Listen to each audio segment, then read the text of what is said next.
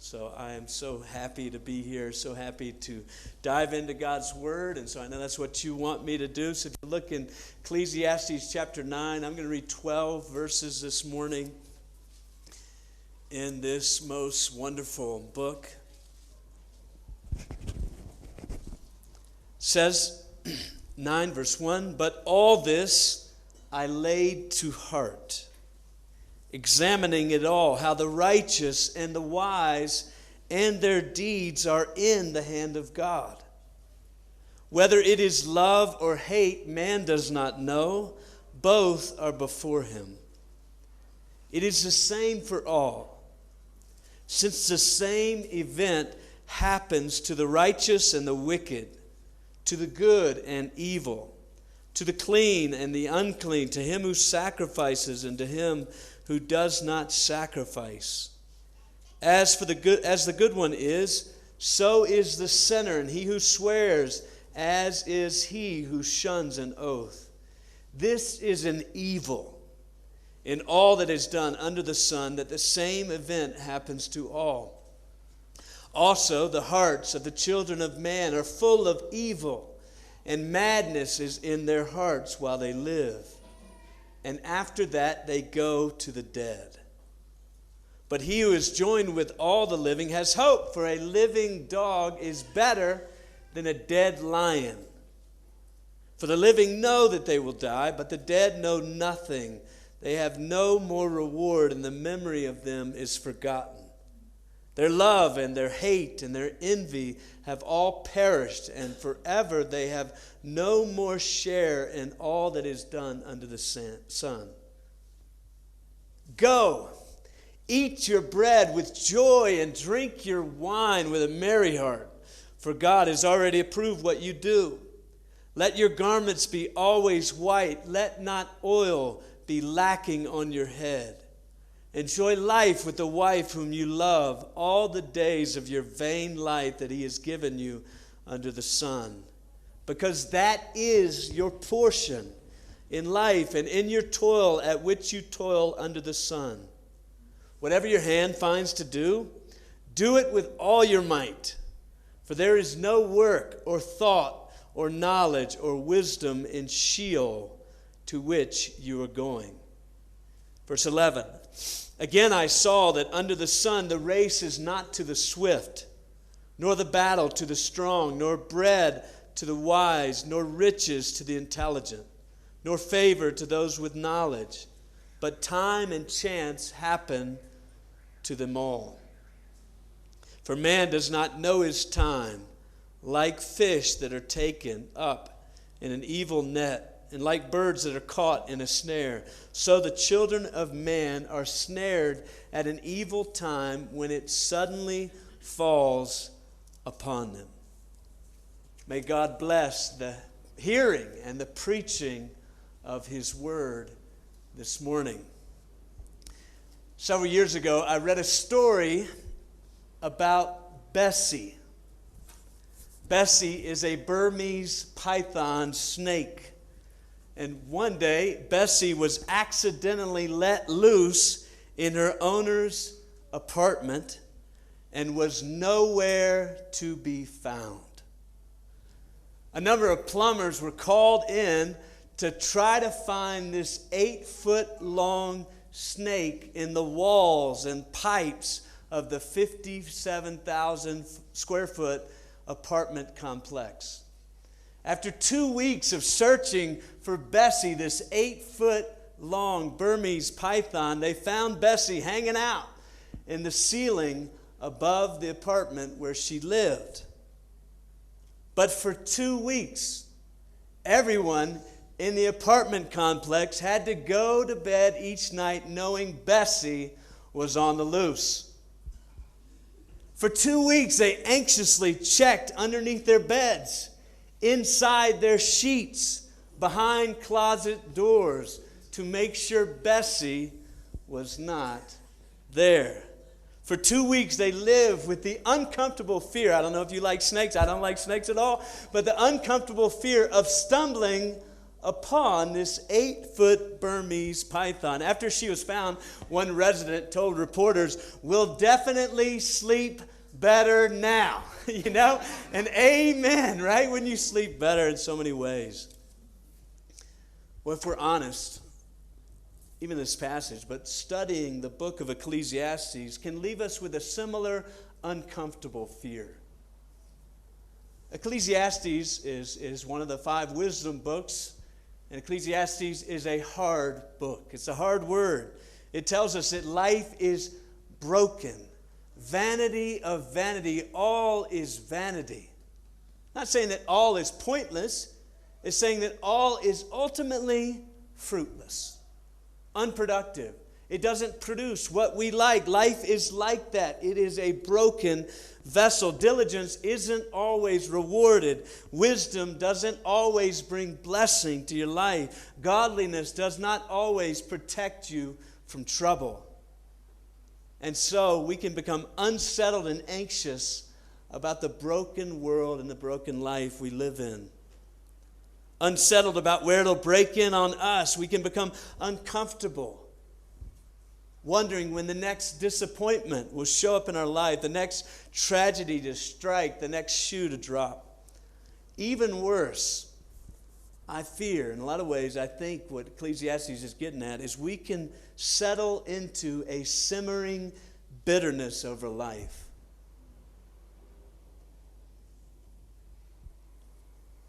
We can be frustrated about what life has taken from us.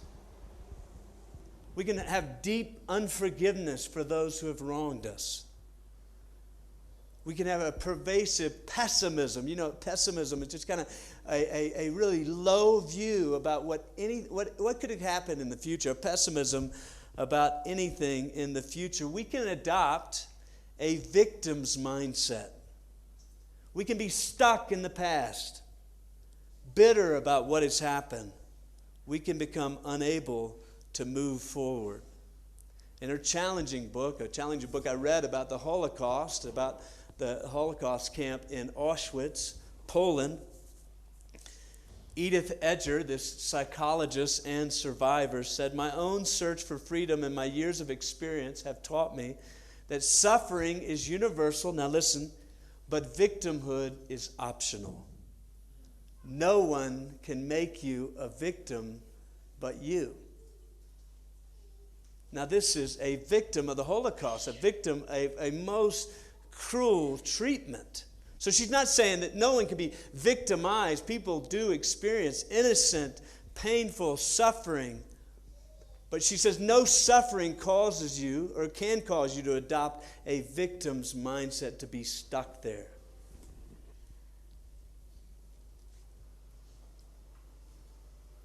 No one can make you stay a victim, stay in the past, but you. And this morning, after trudging through the muck and mire of our broken world, Ecclesiastes, Solomon is beginning to bring it to a conclusion. And he wants us to reject this mindset. He wants us to live. He doesn't want us to live in the brokenness of what has happened to us, whatever has happened, nor in the fear of what may still lie ahead. He wants us to enjoy the few days we have. So in a word, where we're going is the choice is yours. Stay bitter or start enjoying God's good gifts. The choice is yours. Stay bitter or start enjoying God's good gifts. I'm going to break this out in 3 points. The first is one thing in life is certain. One thing in life is certain. That certain thing is we're all going to die. In many ways, Solomon has been obsessed with this from the beginning. Vanity of vanity, all is vanity. I said, what gain is there in life under the sun? If death is what is coming for everyone, then what gain is there in life? And in these verses, perhaps more than any other verses in Ecclesiastes, it's an anguished reflection on the finality of death for every man and every woman.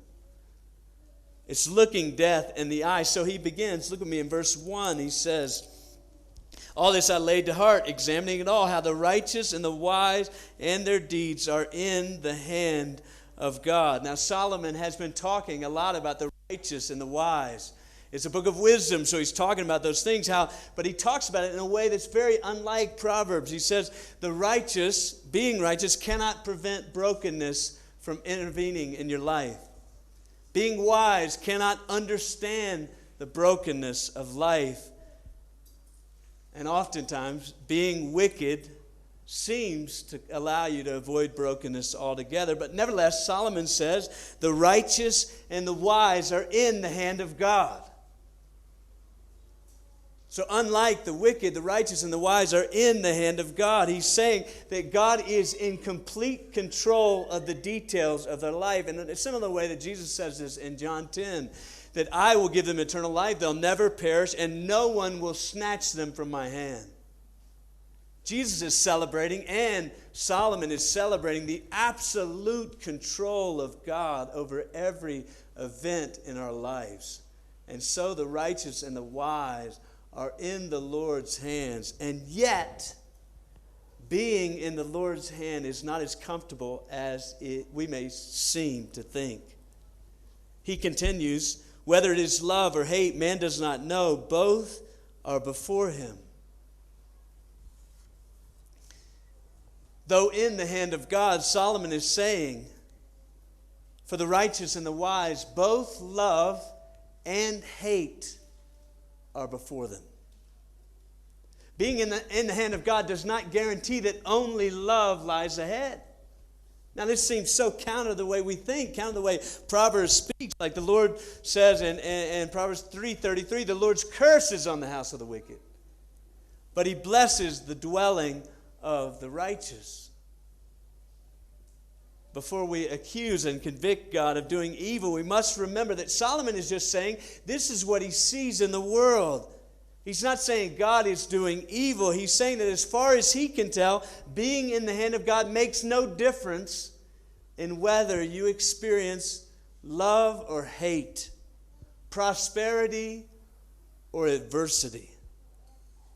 He continues further and says, it is the same for all, since the same event happens to the righteous and the wicked, the good and the evil, the clean and unclean, to him who sacrifices and him who doesn't.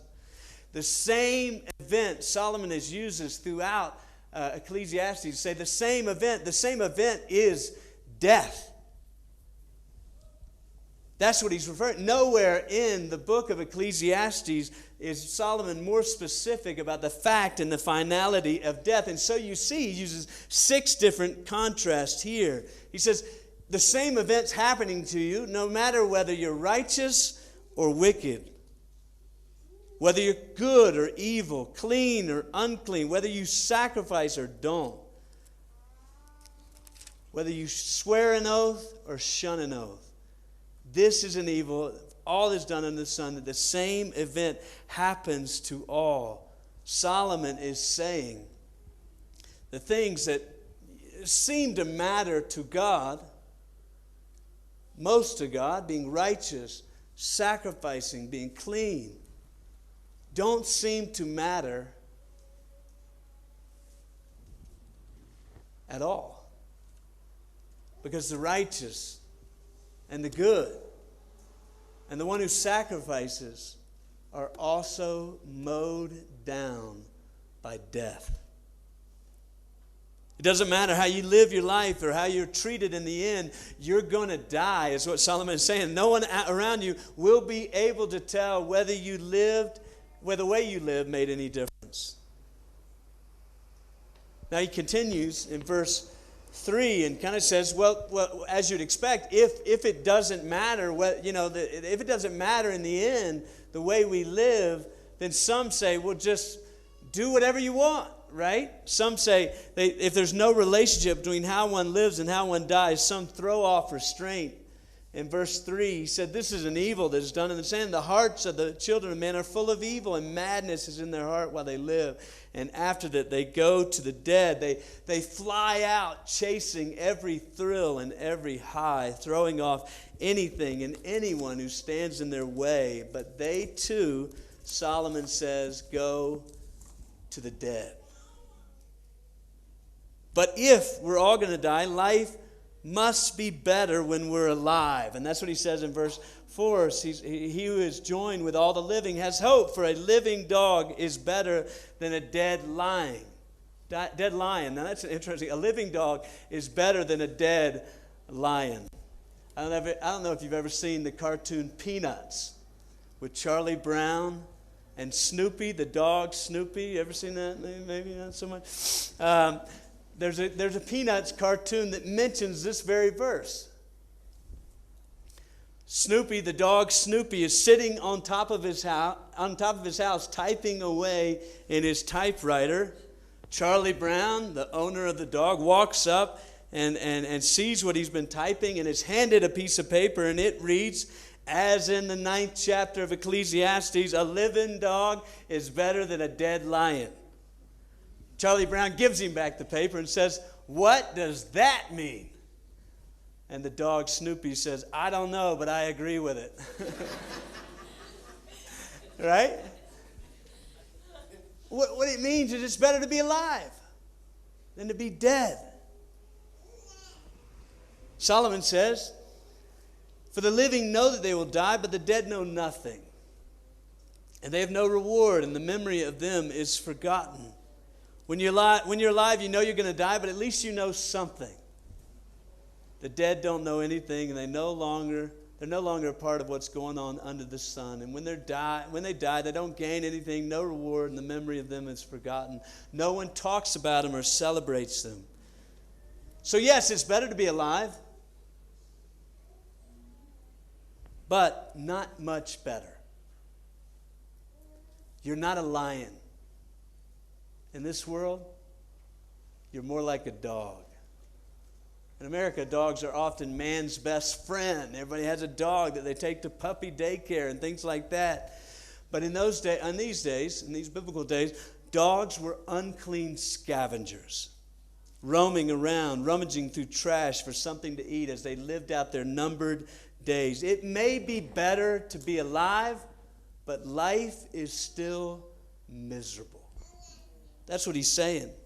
The fact, and the same event happens to all, and the fact and finality of death leaves a fog over everything under the sun.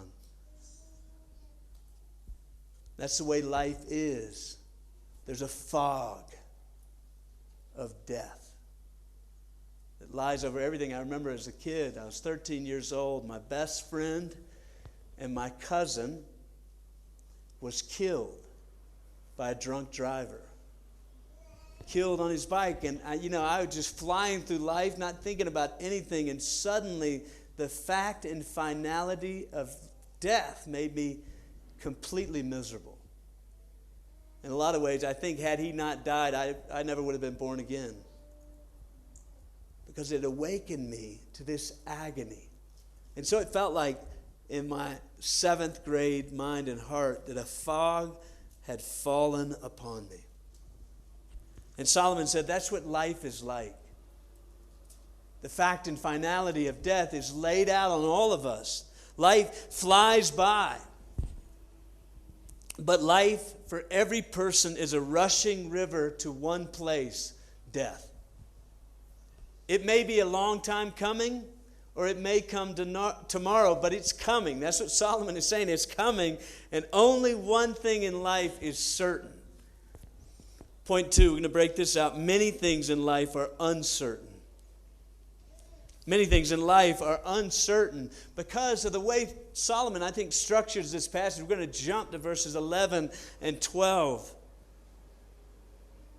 Look in verse 11. He says, again, I saw under the sun that the race is not to the swift, nor the battle to the strong, nor bread to the wise, nor riches to the intelligent, nor favor to those with knowledge, but time and chance happen to them all. Solomon is saying something he said again and again throughout this letter, that the world does not work properly. He gives us 5 examples. The fastest do not always win. The strongest do not always win the battle. The wise do not always get the bread. The intelligent do not always get riches. The knowledgeable do not always get favor. Many of the things we think should be certain in life are not. Many of the things we think would be a given, an easy win, a shoo-in, because of the sudden misfortunes upon everyone, are not. All of us have dealt with this to some degree. Sometimes strength and wisdom and intelligence and knowledge don't pay off. Sometimes hard work and faithfulness doesn't pay off in the promotion that it should. It results in being passed over. Sometimes purity isn't paid off with the reward of marriage. Sometimes life is just broken. That's what Solomon is saying. And it doesn't work right. He says time and chance happen to them all. Now Solomon is not saying, he's already said that the righteous and the wise are in the hand of God under his sovereign control. So Solomon is not saying that life is spinning out of control. He's just saying that life appears to happen randomly, haphazardly, and suddenly. Solomon's not saying there's no order to the world. Solomon's saying it's just harder to see the order now. One author compares, and if you've read Proverbs, you put them together, and they're hard to put together. One author says Ecclesiastes relates to Proverbs with this helpful picture. He says Ecclesiastes is like a well-planned city. The A streets go this way, and then the A, B, C, D streets go this way, and then the 1, 2, 3, 4 streets cross those. It's just a well-planned city. There's lots of order. That's the way Proverbs is. The diligent hand will rule. With many counselors, plans succeed. Life goes according to plan if you live it according to Proverbs. But this author says the way Ecclesiastes relates is there's been an earthquake in the town. It may still be best to take B Street to your house to get to 9th Street, but the road may be closed or under construction or blocked because of a fallen building. It may still be it is still best to pursue the order of Proverbs, but it won't eliminate life's uncertainties. We need to come to grips with this. One author says we tend to live as if the one thing that is certain will never come, while the many things that are uncertain are certain. We tend to live as if the one thing that is certain, death, will never come, and the many things that are not certain, we tend to believe are certain. Solomon advises, get comfortable with uncertainty. If you're going to live in this world, get comfortable with uncertainty. We don't know what lies ahead, but with everything we think lies ahead, we should add an asterisk, because it may not happen. Sometimes our lives are shaken by a sudden tragedy, but often it's just a long string of unexpected twists and turns.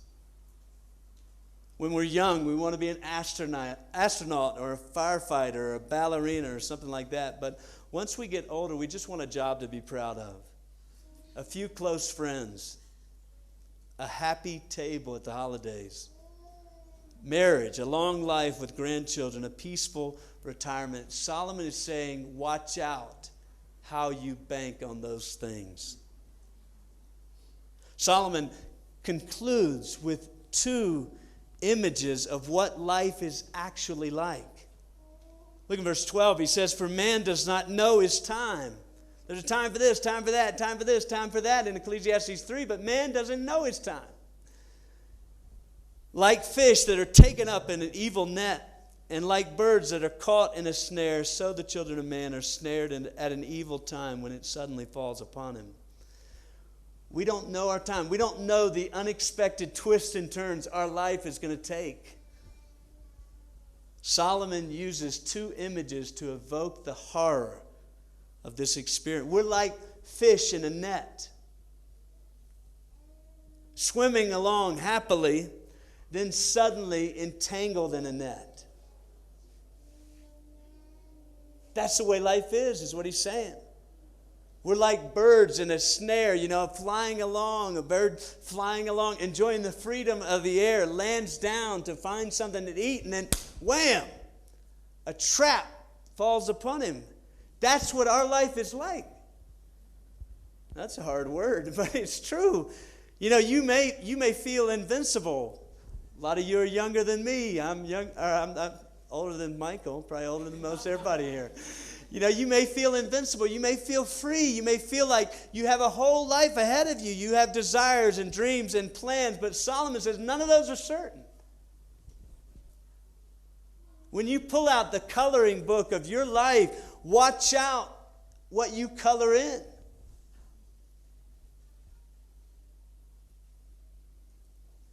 The only thing certain about your future is uncertainty.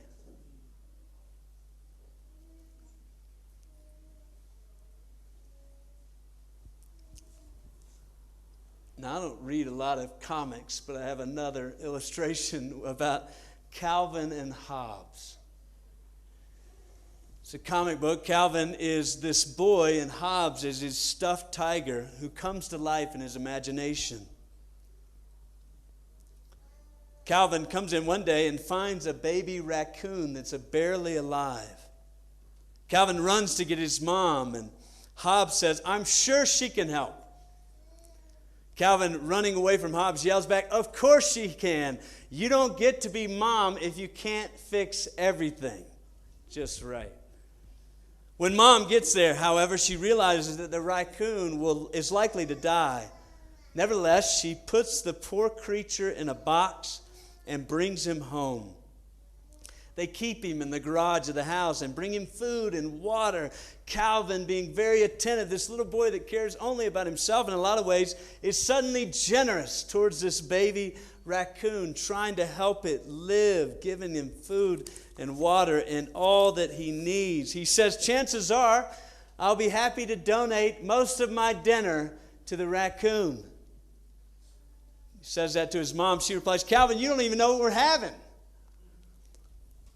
Before Calvin and Hobbes go to bed, the boy peeks into the little box with a sad expression on his face, and he says, "Don't die, little raccoon.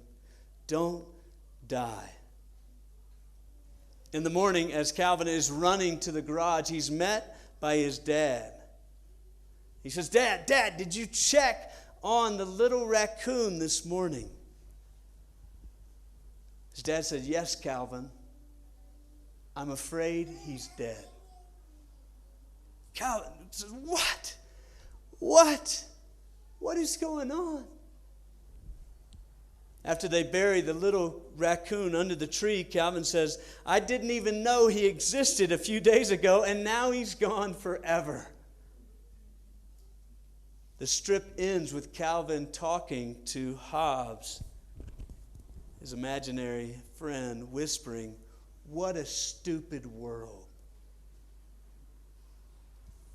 In so many ways, after this passage, coming, looking it in the eye, we can be tempted to say, isn't that the way we feel? How can the beautiful world that God has made be shriveled down into a short life with one certainty and many, many uncertainty? What's going on? How can it be? Why are faithful employees laid off, good reputations destroyed, godly families broken by loss? Why are the hopes of young moms dashed in miscarriages, young athletes in injury, young businessmen in bankruptcy? Why does chronic pain cripple? Cancer cancel plans. Alzheimer's erase memories cherished from before. What a stupid world. We can be tempted to say, just like Solomon said, it just seems all meaningless. What a stupid world. Though many things, one thing in life is certain, and many things are uncertain, Solomon is not saying all this so that we would say, what a stupid world. Solomon is saying this so that we would learn how to live. That we would live for what is good and leave the uncertain future to the Lord. So point 3, a few things make life good. A few things make life good. It would be tempting after all we've heard and after all we've lived in life under the sun, in the brokenness of this life, to be consumed with the brokenness, to give in to bitterness and anger and despair, to grimace and bide our time until death. But we must not do it. One of the things as a pastor, I just see this again and again. So often when something tragic happens, life bruises us and beats us up, and then we just kind of fold in. We give up in so many ways, but Solomon is saying we must not do it. In these verses, Solomon lays out a few things that make life good. Like Jeremiah, Solomon has been saying a lot to pluck up and break down, to destroy and overthrow. He's trying to break up our mindset about the world and what is certain, but now he's beginning to build. The book of Ecclesiastes has been peppered with these refrains of joy. If you've read the book, you know, there's nothing better than enjoying life, nothing better than food and drink, enjoying your portion. But this joy refrain is the best one in the book. It's the longest and the most specific. It includes 7 commands. So while the rest of the verses that we studied in many ways are just laying out the way the broken world is, Solomon gives us 7 commands for how to live in it. These are the commands that he's essentially urging us the way to live life. He's telling us the will of God, the positive will of God for life under the sun. What is the will of God for life under the sun? What is the will of God for the few days of our life? And he says it in a word: enjoy your wine, enjoy your wife, and enjoy your work. Enjoy your wine. You know, the first most basic necessity of life is food and drink. And that's where Solomon begins. Look in verse 9. Go, eat your bread. That's 2 commands right there with joy. Drink, 3 commands, with your wine with a merry heart, for God has already approved of what you do. Instead of chasing all the uncertainties of life, Solomon is saying, learn to enjoy God's good gifts. According to Ecclesiastes, gift, not gain, is your new motto. That should be the motto of your life, to enjoy the gifts of God. Begin with food. Eat your bread with joy. There's this movie we love, our family loves, called What About Bob? And it has this guy named Bill Murray in it. And he just eats with joy. He's sitting at the table eating with his friends. He's just going,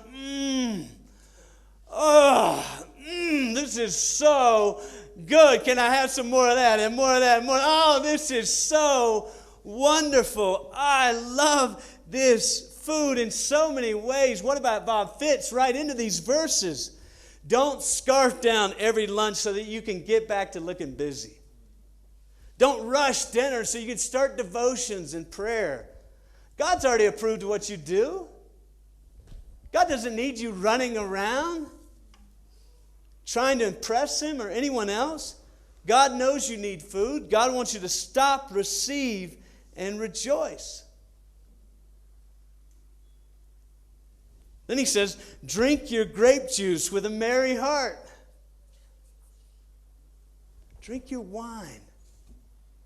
Now, Solomon's definitely not commending drunkenness in any ways, but he is encouraging a little wine to wash down life's brokenness and gladden the heart. And so many, I love this food and wine. You know, God could have satisfied us by taking a pill every day. He could have prescribed for the way for us to receive all the nutrients we need is just taking a pill, some bland pill. And I've loved being here in Ethiopia to eat very different food than what I normally eat at home, to enjoy food. But what God does, He gives us endlessly creative and enjoyable things. He doesn't just give us water to drink. He gives us wine. He gives us, he extravagantly blesses us, is what Solomon is saying. And so part of life is enjoying gifts. To be a Christian, you got to learn how to eat in a different way and to drink in a different way for the glory of God. Solomon continues with clothing. Let your garments, another command, be always white. Let not oil be lacking on your head. Let your garments be always white. The idea is He's not saying you must be as pure as driven snow, so you wear white like the Pope. Solomon is saying you're happy, so you wear white. White is the color of celebration, of festival. So you celebrate. Don't dress like you're going to a funeral. I remember I never met her, but I guess it was my mother's aunt. She lost her husband at a young age, in her 40s. And she wore black every day for the rest of her life.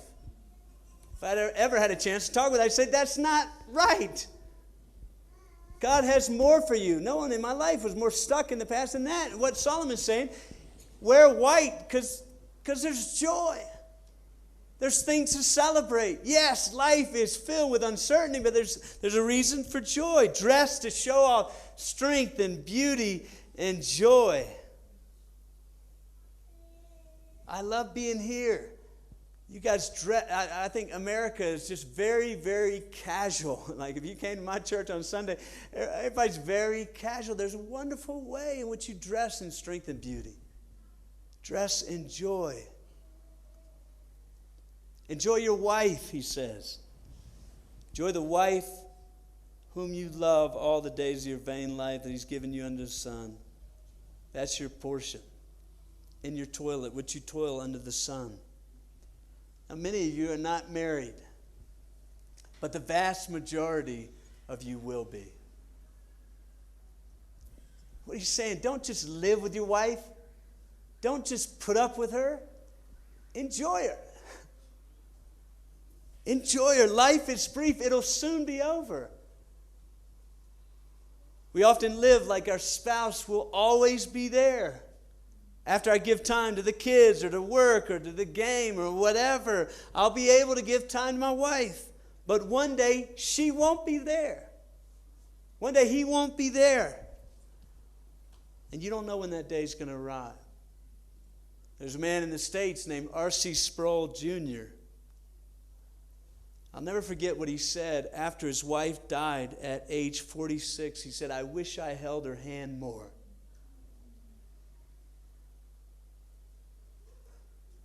I wish I held her hand. I wish I enjoyed the gift of her presence more. Are you enjoying your husband or your wife now? Are you assuming that you can do that when you have time? Solomon would say the command of God is enjoy your wife. He continues, enjoy your work. Whatever your hand finds to do, do it with all your might. There's no work or thought or knowledge or wisdom in Sheol to which you're going. Whatever it is, do it with all your might. Work hard when you're on the clock. One day you won't work anymore. One day your work will be over. But in many ways, I don't think this list is meant to be exhaustive. Solomon is saying, enjoy your life. Ordinary life is filled with many extraordinary gifts from God, and so learn to enjoy them. Ride a bike, go to the theater, learn to make music, visit the sick, care for the dying, cook a meal, feed the hungry, watch a movie, read a book, laugh with some friends until it makes you cry, play a sport, snorkel in the ocean, listen to Mozart, call your parents, write a letter, play with your kids, spend your money, learn a language, plant a church, start a school, speak about Christ, travel to somewhere you've never been, adopt a child, give away all that you have, and then some. Share someone else's life by laying down your own. These are the simple, ordinary gifts of God. They demand your attention. If you read through all of Ecclesiastes, I commend you to do that today or sometime this week. If you read through it all, there's these joy refrains that are easy to miss. They fill the book, and yet they're easy to miss because Solomon is telling us that life is broken. Life under the sun is marred, is messed up. And so it's easy to miss these joy refrains in the book of Ecclesiastes, and the same is true in our lives. It's easy to miss the ordinary gifts of God, to be caught up in the wrong time. And so Solomon is saying, force yourself to stop, receive, and rejoice. Slow down so that you stop, receive, and rejoice. But my guess is you've been asking, is Solomon's counsel fully Christian? Sometimes we wonder that about different parts of the Old Testament. Couldn't an unbeliever just do all these things? Couldn't an unbeliever enjoy the gift of food and drink and wine? Can an unbeliever have a happy marriage and enjoy their work? I think this is where we're commanded to enjoy these simple daily gifts, not merely that they're good, but that they're foretaste of heaven. In the movie The Shawshank Redemption, there's one scene that's hard to forget. Now, you might not have seen that movie, probably didn't see that movie. There's a friendship between these two prisoners, Red and Andy, and they're in prison for I don't know how long, but they've been in there for quite a while. It's a terrific movie. There's one scene that's unforgettable. Andy, this man in prison, he sneaks into the warden's office. That's just the man who's over all of the prison. He's kind of a cleaner guy, so he's cleaning, and he sneaks into the office and locks the door. Then he turns on the intercom for the whole prison, and he puts on Mozart and just cranks it all the way up. All the prisoners that have been living in a world without music, a world where so many of life's joys are forfeited, all the prisoners suddenly taken away to another world filled with beautiful music, filled for the briefest moment, they feel free again. And in so many ways, I think that's what these gifts are meant to do for us. Each day, if for a few minutes, they're meant to lift us above the misery and uncertainty of life, to get a foretaste of the life to come. All these good gifts are echoes of heaven. In a lot of ways, they're news that this world is not all there is. They're announcements telling us that there is a world where sin and suffering and sickness and disease no longer roam. There's a world where death no longer haunts, where no longer hangs out dreadfully in the future. They are foretastes in so many ways of the final feast. Remember, in Isaiah 25, the Lord promises that one day they will all gather on this mountain to eat beautifully rich food and well-aged wine to celebrate the end of death altogether. And that's what's going on. In so many ways, we eat to begin to rejoice in those things. So in some ways, an unbeliever can enjoy life, but not in the same way we can. One person says about Ecclesiastes, that Ecclesiastes, or that life's good gifts, it's kind of like receiving a can of peaches. Now, everybody knows what peaches taste like because we've had them before, but if you received a can and you didn't know, you wouldn't know if you could open the can. What Ecclesiastes tells us in a lot of ways, that only the work of God in our hearts can give us the ability to open the can and enjoy the gifts to the full. Only a Christian can realize that life is a gift, not gain. A non-Christian is stuck trying to get out of life what he can get out, but a Christian suddenly receives all of life as a gift. In a lot of ways, you may arrive this morning living for gain, living for success, for fulfillment, for money, for prosperity, or whatever it is. In so many ways, if you're anything like me, before I was a Christian, I was completely miserable. Because no matter how hard I tried, life didn't pay out the way I thought it would. And if that's where you are, the reason is God has cursed the pursuit of gain so that you might come to Jesus. And so I call you this morning to come to Jesus Christ, for he who did not, he didn't spare his own son, promises to give us all things, for God has sent his son into the world to rescue us. God so loved the world that he gave his only son. God will not let you live in a life where it's all about what you can gain. God will only let you live truly when you realize that life is all gift. Everything is all gift that we receive. Most importantly, eternal life. Because God gave his son that he might give us everything we need. I've been crucified with Christ, Paul tells us. I no longer live, but Jesus Christ now lives in me, who loved me and gave himself for me. Gift, not gain, should be the motto, and that's what Ecclesiastes and Solomon is after. So, in a word, the choice is yours. Stay bitter or come to Jesus and start enjoying life.